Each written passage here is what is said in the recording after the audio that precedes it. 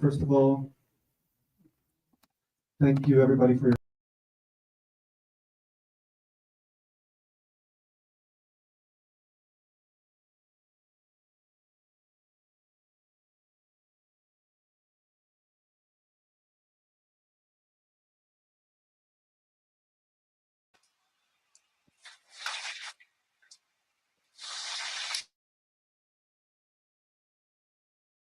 with you, Chris, visiting us from afar. He could not hear us for a moment there. You're gonna have to. Sorry, guys. Sorry. Okay, Chris. I guess we had a little hiccup here, but can you maybe start by introducing yourself, your film, and how maybe some of the genesis of it, and yeah. I'm sorry, what was that last part? Oh, if you could just talk a little bit about the genesis of your film. Sure. Yeah. My name is Chris Thompson. I work primarily in 16 and 8mm film. My film, Foot to Ground, started a few years ago as I was and still am working in the luxury real estate industry in New York. And over the past, I guess, 5 years, I've been kind of building up this material of floor plans, luxury apartments, and just trying to come to terms with, what Manhattan's post-residential real estate market means, how it the projection of this kind of like reanimated modernist project, modernist utopia, and how many of these buildings that are being brought up throughout the city are essentially pied-à-terres, which is essentially a residential unit that's being used as an investment, where it's kind of pure storage space for capital. So I wanted the film to examine, concepts of deep history, how we relate to our space, and how capital weaves itself into our understanding of space and utopia, and how it erases history as kind of a mechanism. Yeah, thank you. Modernism. Yeah. It's not on our. Thank you, Chris. Maybe we can continue moving from that side of the. Yeah, thank you, Ben. Yes, Hi, thank you, everybody.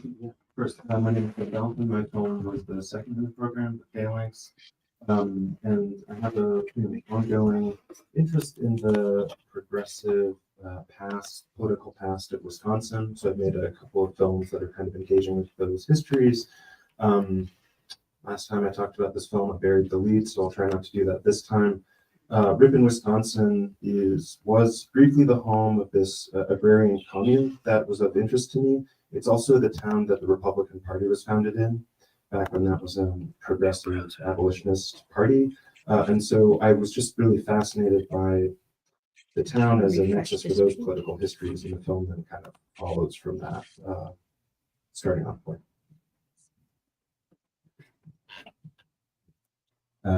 Hi, I'm Matt Abdulmehdi, and I'm one of the filmmakers of the first film, The Blob. Just as an intro, I can say that this film came out of that was about science on the screen, and basically what we were focusing on was the implications and politics of scientific apparatus and how it merges with like this cinematic apparatus, and also the sense of violence that is kind of embedded from maybe the beginning of history of film and photography into the photographic process, and how, for instance, it frames the non-human animal world. And this is the only film that I've made in collaboration with someone else. But like my work is across digital and analog mediums, and sometimes like this film uh, using a lot of like archival found repurposed materials, but sometimes also just using coming up with original footage or sound or whatever. Hey everyone, I'm Matt. My film was Los Angeles, and yeah, just has an interest to it. I grew up in the state, and Chris, it's we'll a lose our family audio. in the Los Angeles County, and I became really interested in making a film about it once I learned more about the history of the Coalfield Wars, which was one of the like bloodiest labor conflicts in U.S. history, and Los Angeles County was like kind of primary theater of that conflict. And since that happened, there are a lot of like rewilding projects in the area, former coal mining site. Yeah, I was just interested in how like these rewilding projects they all look like art and that history. Hi, Hi, I'm Alex. I'm from the Burns ceremony. I think it was maybe the fourth in the program.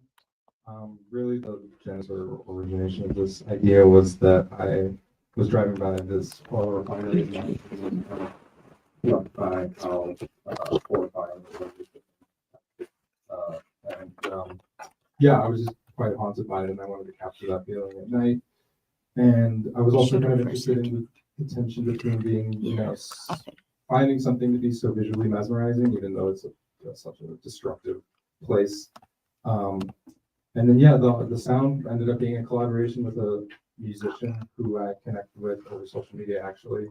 And I originally had made the score. It was much more, the score that I made was much more dark in tone, and they, I think, brought some interesting contrast to the darkness. There was like a lot more like prettier sounds that they brought to it, which was an interesting contrast that I liked. And yeah, it was the first time I worked with another musician or sound designer like that. It was a really great collaboration. So, Guys, let's be real. There are good dates and there are bad dates. I have with me some really good dates. There's stuff with pistachio and carried. I don't know why, but I started this thing of bringing sweets to Q&As. It makes people happy, and it gives us an excuse to chat after the film. So you guys know what to do. My name is Bentley Brown, and I was co-director with Tahib and Mohammed Zain on the third film, Birgadni, or Guardian of the Well. It's actually named after the protectorate of the well during the French colonial period in what is today Chad. And it's part of a trilogy of short films we're making around this really bizarre coincidence in which the heaviest drought in 50 years was followed by the heaviest flooding in 25 years. And sort of asking questions about the future around that. We were actually driving somewhere else to shoot and stopped at the well to ask about the whereabouts of Tahir's father, since we were outside cell phone service. This is a well I'd been to as a kid. My dad was a doctor in this part of Chad as I was a kid growing up. And so our assistant director, Abdul Salam Brahim, said, why don't we actually shoot here? It looks like a very interesting space. So while we had other planned projects, this one was a very emergent shot all in the course of one day. Guardian of the Well. Thank you. Since we have so many people, and I want to make sure to you all can get your questions in, I wonder if there's any pressing one at the moment. If you do, please raise your hand and we'll get a microphone out to you. Yeah. Where's the mic? It's I can project. So, hello. Ben, you're obviously thinking a lot about the collective lately, and I have seen your name in the credits of more people's films than anyone else, so it feels like you're kind of walking the walk, as it were. And I'm just very curious about how you're applying what you've learned in these explorations of the collective to your own practice, your own community, especially in regards to sustainability, because these things all seem to have an expiration date. And I wonder how you look at that. Do you accept the fact that maybe someday you just won't have this community or whatever? And I'm also curious about just on a small scale, what your community is like, I guess, Milwaukee, right? And Chicago and stuff like that. Yeah, Milwaukee more so. I mean, I try to get down to Chicago as much as I can. You've probably seen my name in credits mostly because I teach at the University of Wisconsin-Milwaukee, where I'm involved in both the MFA Cinematic Arts program and the undergraduate Cinematic Arts program. I hope that's walking the walk. I mean, I believe a lot in teaching. It means the world to me. I think it's a really important space that is potentially revolutionary in nature. I made 2 previous films about experimental pedagogical spaces, Black Mountain College and Tolstoy College in Buffalo. Maybe we'll make a film about the University of Wisconsin-Milwaukee as it, I don't know, survives, question mark. Yeah, it feels very precarious. And so I suppose that's one reason or reality that attracts me to some of these ephemeral utopian spaces. It feels, rather than a failure that dooms them to the dustbin of history, it feels like a really important dynamic that gets embraced, that we see past political projects that end as still things that contain really valuable lessons. I suppose I've been thinking a lot recently about left melancholy and the idea that we tend to hold a kind of depressive position or attitude towards past failed revolutions, and cracking that open is really vital for future organizing. Yeah, I think that's as far as I can get. I keep thinking about when we're going to start throwing dates at the audience, so I'm a little distracted. But, yeah, that's enough for now. Thanks for the question.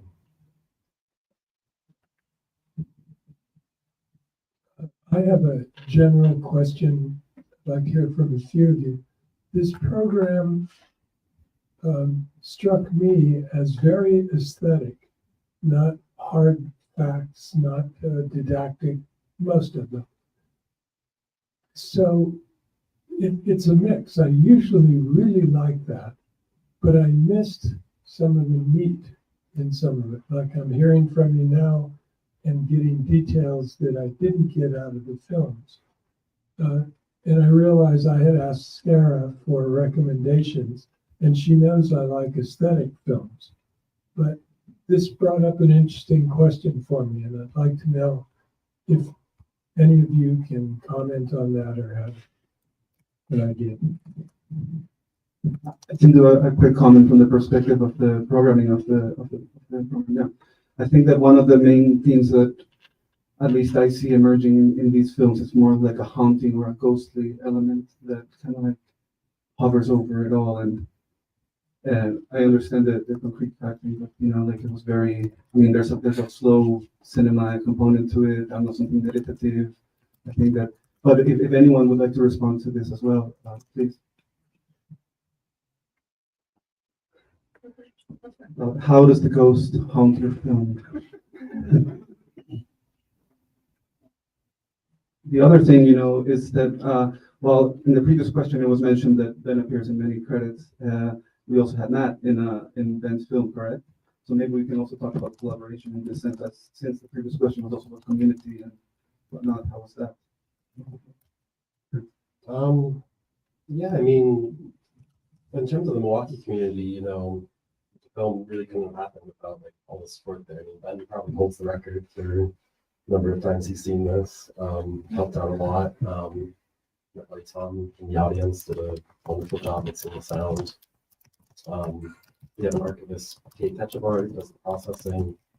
I mean, yeah, there's a lot of people involved, and like it's a great community. It's like odd because when I was making the film, I was mostly just in my car, sleeping by myself. But like moment to share. Yeah. Any further questions? Hold on. Further questions.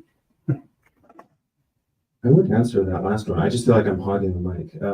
Does anyone else want to speak to that kind of like non-didactic? Well, I can call on someone if you like.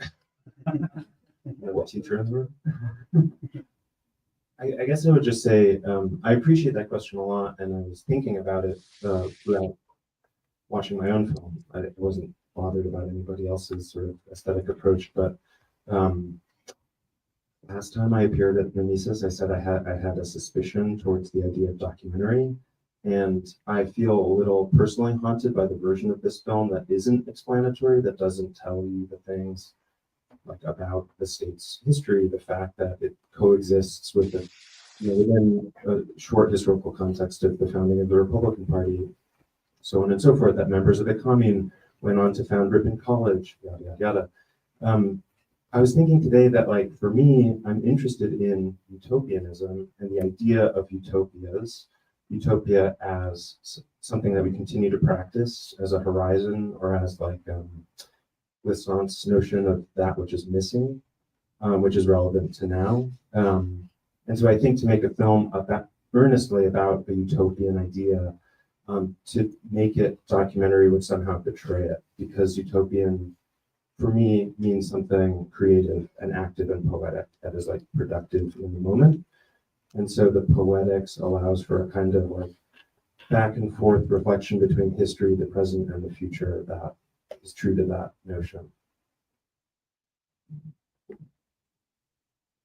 think others would answer. I just wanted to add a bit to the aesthetic question. Yeah, Yeah. go ahead. Yeah, I think interesting point. In regards to my own film, I think I'm interested in using aesthetics as kind of a reflection of how capital uses it to flatten ideology, to kind of nullify it, even at some points like to represent or occupy the opposition. Yeah, so I think like to make a film that's aesthetic or that maybe feels somewhat flat, it's more of a reflection of the mechanisms of capital, not necessarily just like embracing aesthetic in general. Wow, we just got new visitors. Hi. Hi, how's it going? Can you hear us?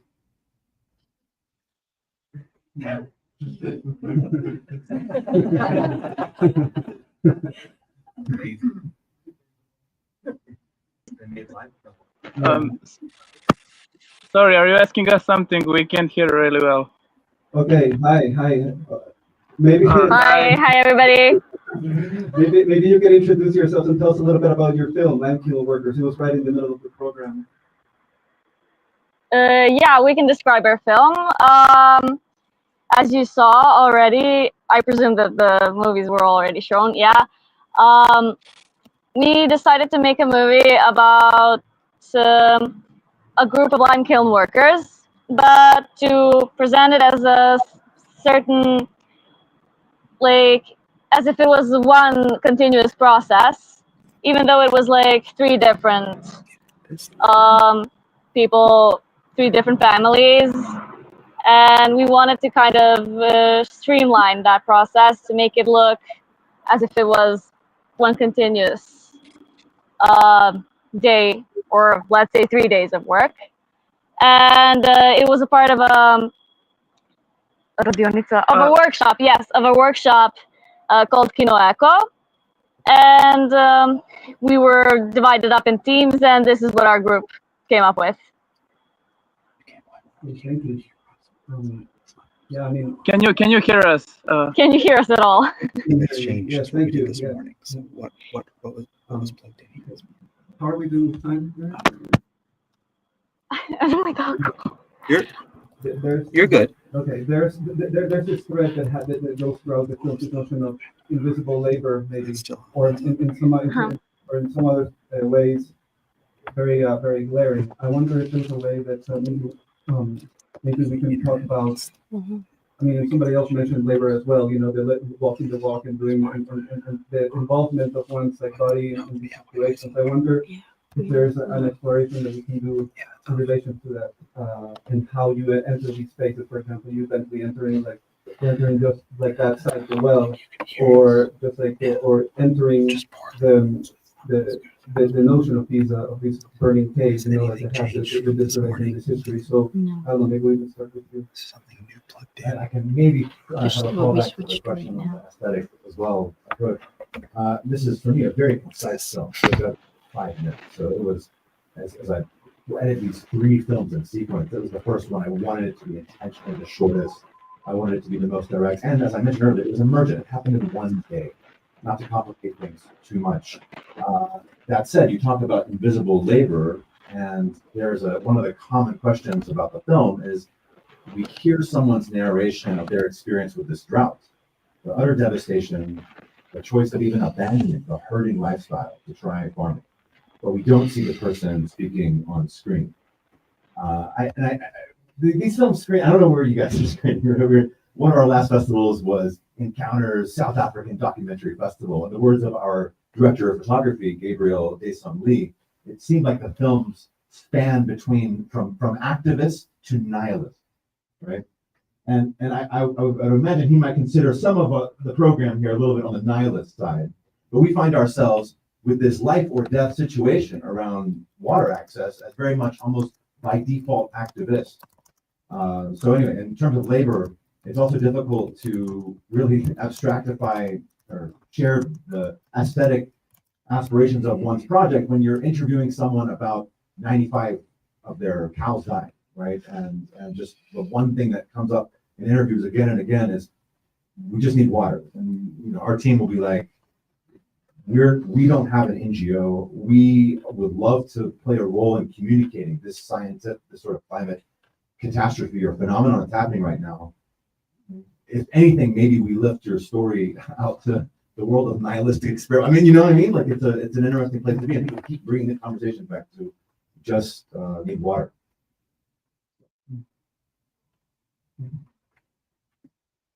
Shall I go? Yeah, so for my film, in terms of the depiction of labor, I mean, I was really interested in the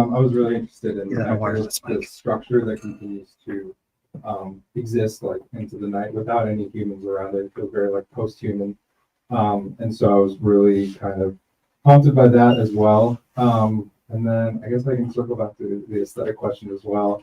I'm personally like much less interested in making like a film about this literal oil refinery. I don't really care to like know about the details. I'm much more interested into like an impressionistic view of it, like a piece of music or something, and a much more experimental approach into how we can depict it. Like I see it as like more of like a landscape painting rather than something quite literal depiction of the place. But yeah, I hope I answered that. You describe in your synopsis, don't you say redacted, like the name? Yeah, well, that's mostly because I don't want to get in trouble, but because it's quite a very. I mean, not like they're going to see this experimental film about their factory, but it's they're a pretty powerful company, so I don't want to. Yeah, I would mostly protect myself, but yeah, it's the BP oil refinery outside of Chicago. So yeah. Yeah, I'm just gonna talk about aesthetic first. I like what you said about landscape painting. I think that's like very illuminating to this kind of process. I think for me, like the history of this landscape is what drew me there originally. But I think to make a film that kind of only talks about this, there must be something that happens this morning in relation to like this history, it's like, turn him up. It can be kind of productive and like it's what brought me there, and I found a lot of more interesting things along the way. I don't really think it's my responsibility to teach about that history, and I hope that if you're interested in it, that you look into it more, I guess. But really, it's more about my response to it and my own way of like trying to find understand feelings of belonging in like a complicated landscape. As far as like invisible labor goes, yeah, I mean, like I mentioned earlier, a lot of the rewilding processes wiped out a lot of the small mining towns. They flooded a lot of them. But the conflict was really important for just general workers' rights in the US. So it's sad that, it's not so traceable like physically in the landscape. I don't know how much the question of like labor even applies to my film, but again, back to your question, Don. I'm, for instance, like some background into the ideas behind our film was that we were assigned to make any film using educational science films and pretty much no other material. And so we're looking at a bunch of films, and this source material, Birds of Prey, just happened to be the film that caught our attention. And it was a 12-minute silent educational film, just showcasing several species of birds with some intertitles every now and then, giving you some detail or information about each of these species. And, but the thing was that when you were like covering your eyes, when the intertitles were on, the footage was doing something else entirely. What the intertitles, for instance, were doing was that with their educational function, just as any other, use of juxtaposing with language, with speech, they were affecting how you perceive this image, probably on a more perceptual, instinctual level. And when you were not paying attention to intertitles or cutting them out, there might be a level of anthropomorphizing into what I'm going to say, but these birds were absolutely frightening. Like there is like this invisible thread outside the frame that is very much could be the presence of the cameraman, and even our the lexicon of like photography and cinematography from the very beginning has had a lot to do with like violence. Like even Etienne Jules Marais' chronophotographic gun that is like a precedent to cinematograph. It's really a gun that you point and shoot. So there is like this connection between the cinematic apparatus and kind of like its use in science, especially in science films, that you use the camera to capture. That is also another loaded term that has use in photography. Capture your subject for the purpose of categorical knowledge. That is like the basis of science. And then it is by that knowledge and the technology that you achieve through the scientific apparatus that you manage to dominate the non-human world. And that's the part that something like the birds or the voice that we've stolen from Hitchcock's The Birds, or even like the title The Blob, that are all like generic references came in for us. That in all of those films, there is this there is this entity of other. For instance, in those Blob films, one version in the 50s, one version in the 80s, it is like this alien entity that is coming in as an outsider threat and taking over. And like in The Birds, it's this inexplicable phenomenon of the attack of the non-human world to the human world. And in all of these like horror or sci-fi films, like in narrative terms, the inciting incident of the film is when science is like failing to explain the phenomenon. Therefore, the human world, your characters, the character that you're identifying with, loses its domination over the natural world. So we try to like pursue a few alternating avenues of like reversing that order, both by the act of like painting on celluloid and turning like the human figures in like kind of this slimy blob-like thing that is ultimately taking over, and also kind of like reversing the roles of the birds that maybe at the beginning you would imagine that they are, if you recognize the sounds from Hitchcock's The Birds, you might imagine that the birds that you're seeing on the screen are the birds that are ultimately going to attack, but then there's the reversal. I guess the same as everybody else mentioned. I'm not even like a documentary filmmaker, and I don't like documentary, and yeah. So if I wanted to like say any of these the way that I said it, I should have like written an essay, but it's kind of like counting on how these elements probably would collide into each other for an audience and like generate that meaning. Yeah, thank you. Yeah, the urgency of your film opening the program, I think is very strong. And do any of our friends from afar want to contribute anything to these conversations that have been arising? Do we have any other questions? Oh, over there. Yeah. I think they were going to say something.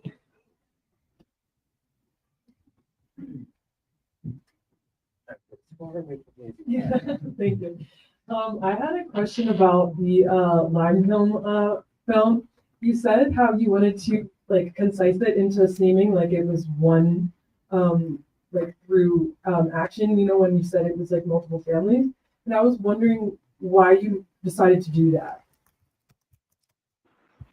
Well, basically our whole process was intuitive because we didn't know. I mean, at first we were intrigued by the whole idea of a lime kiln because we haven't seen any outside of like foreign documentaries or whatever. And we were surprised to see that there were actually some in the vicinity of our work where we were doing our workshop. So we wanted to film that one lime kiln, but unfortunately they stopped. I mean, they finished the whole process like a few days before we came. So we were kind of hung up on that, and we wanted to film more and more, like to find more kilns that are working. And we found like 3 different kilns doing the same thing, but in different stages of the process. So we could film the firing up and the loading and everything. And well, in the end, it was more of like something that came up while we were discussing editing with our mentor. Yes, we want to approach this with it being like one continuous process because it represents the struggle, like of the working class. Yeah, the struggle of this like this process that is dying in our country, and I believe in most countries as well, that this is something that people used to do for a living, and now nobody does it because of these industrialized processes that are easier and more approachable and cheaper.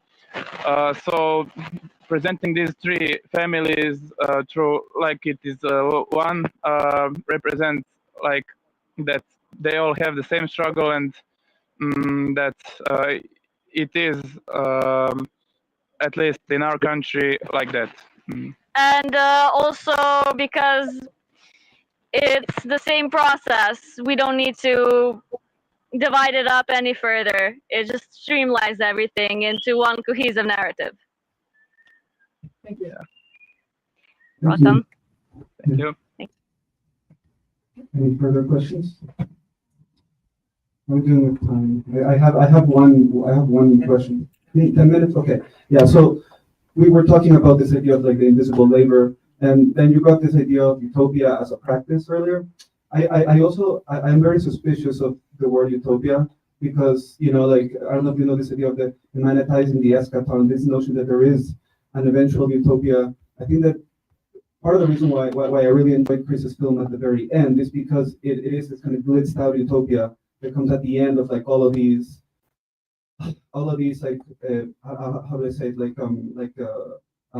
it, extinction ballads or something like that. I kind of see the program kind of operating through these narratives. So I guess I'm curious to know, maybe with you, Chris, this idea of, you know, like this like extreme wealth utopia that ultimately, like your film is also mentioning this notion of deep time, and you know, like I have a hard time thinking of a horizon where utopia is actually able to be manifest, you know. So yeah, I don't know. That I suppose I'd like to hear maybe from you, Chris, since in yours I think it's a critique of this notion of.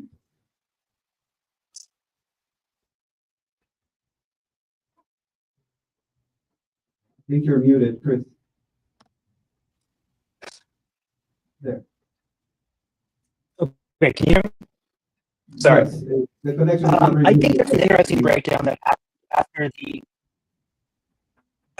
okay, I think there's an interesting breakdown that happened after post-war America, especially globally, was the move to create this new modernist project, the failure of that in the 70s, and the evolution of the experiential economy afterwards. And I think that what's happened now is that utopia itself has become like a niche market, a niche economy.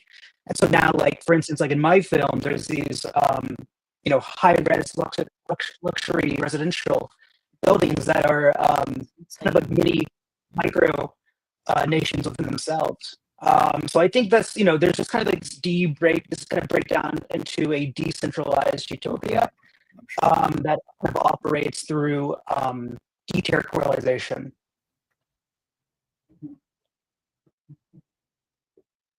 Yeah, thank you. So I guess I'll throw it to you then, since you brought it up.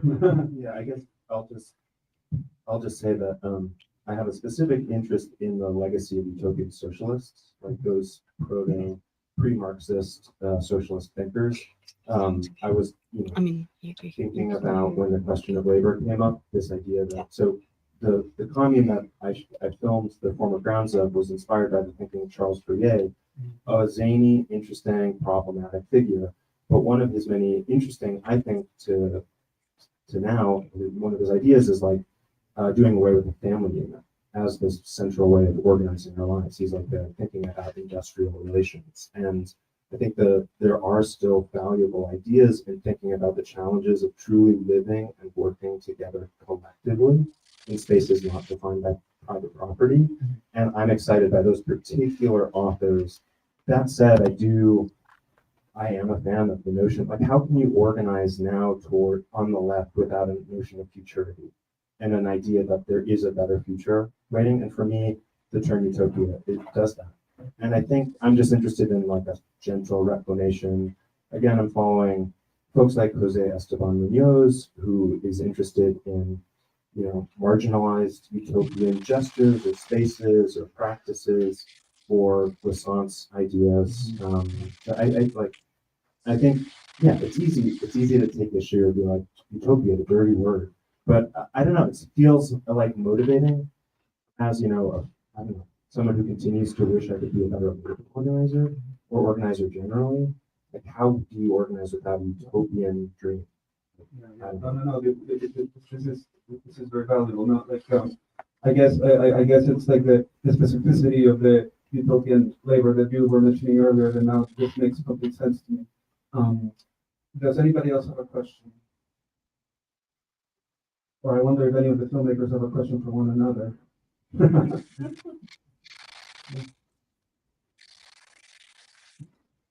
Eric.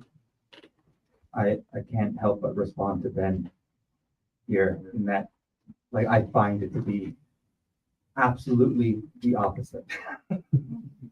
In that the idea that there is this utopic horizon out there paralyzes me. That such a thing could exist. Because then I feel like then we start to backcast, right? You say like, well, what does it look like? And then we start to say, how can we get there? And we have to make decisions for this future that seems so ethereal, so ephemeral, so impossible, that I fear that the decisions that we make become neglectful of the present moment. and maybe even we make decisions that sacrifice now for that utopia that's never going to come. Just throwing that out there. I know this is not really about documentary or cinema. As if my film is trying to actually answer any of these questions. We can debate this over here, but I don't want to like subject everybody to this. But, yeah, I disagree. Well, I think with that, we can, unless somebody has one more question. Oh, right, yeah.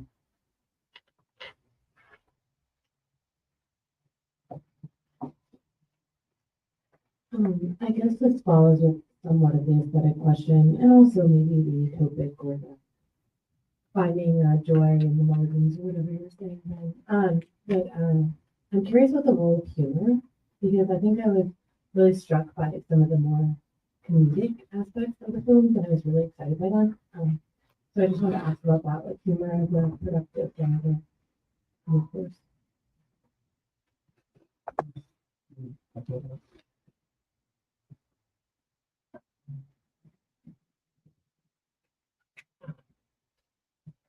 think it's funny at all, but like they say you remember things that make you laugh. Yeah. Maybe you can be specific as to moments that found humorous. That was good. I think the kiln worker, the Lime workers kiln had a workers. lot of comedy in it. I think the blob has comedic aspects in it. I think also even the burning ceremony at times feels like the absurdity of something. Yeah, and I didn't think about that interpretation, but I kind of like it. I mean, I think that's interesting. Definitely something to think about. Well, I don't necessarily like think of the film as comedy or comic, but you know that kind of like juxtaposition probably distances how you're going to feel about that familiar thing that you're presented with, and that sometimes like leads to comedy. But it's also the fact that I following up on what I said before about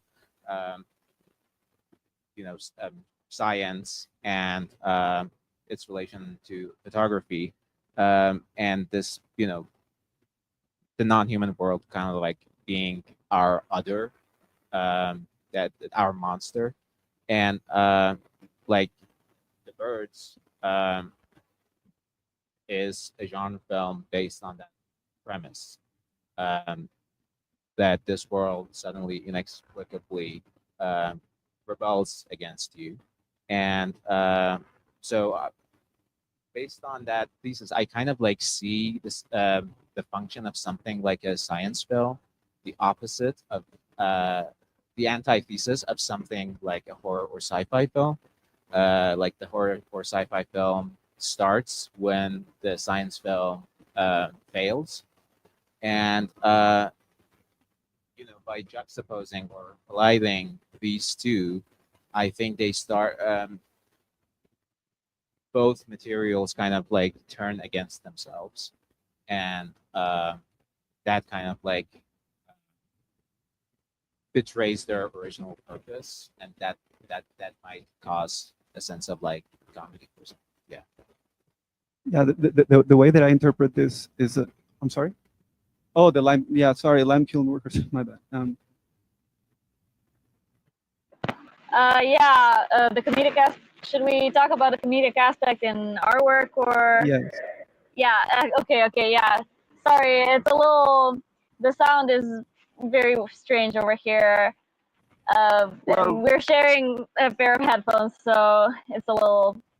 Well, our film doesn't have like many of those moments. But it has some of them. It has some. For example, which part? Wait. Well, we have the parts where the workers are resting, yeah. and there is a song by this popular singer from Serbia, and Yeah. So if you knew the lyrics of the song, it would be, I think, more impactful. Yeah. But yeah, maybe you could see the lyrics. I'm not sure, but the song talks about how.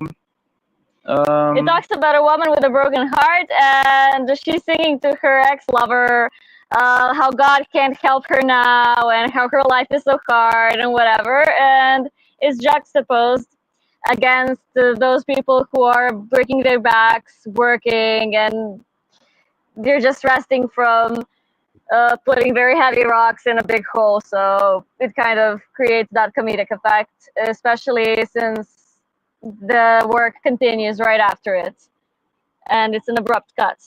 Another comedic aspect, maybe to us it was more funny because we knew what we were working with, the material and everything. The old man that's loading up the firewood and kicking it. That's a bit of a more of a visual kind of gag thing, bit of Charlie Chaplin-esque or whatever. But it's, we weren't really trying to be comedic with our work, so yeah, anything that's funny is purely incidental. Yeah. Oh, I think the donkeys are really funny, and I think they were like, but definitely like, I think that was like the function of it. Like, as much as I like love your like landscape, it's like it disrupts that. And just to speak a bit more to like that event, it's like that whole the donkey races that happen throughout the state. They are like set up to like remembrance of mining. There's a kind of like bullshit myth I won't repeat about like the origins of them, but I just think it's like interesting. It's like kind of remembrance. Yeah. Well, thank you everybody for your work, and thank you, Chris, and our friends in Serbia joining us from afar. Thank you. Thank you. Yeah, let's give a round of applause. Thank you.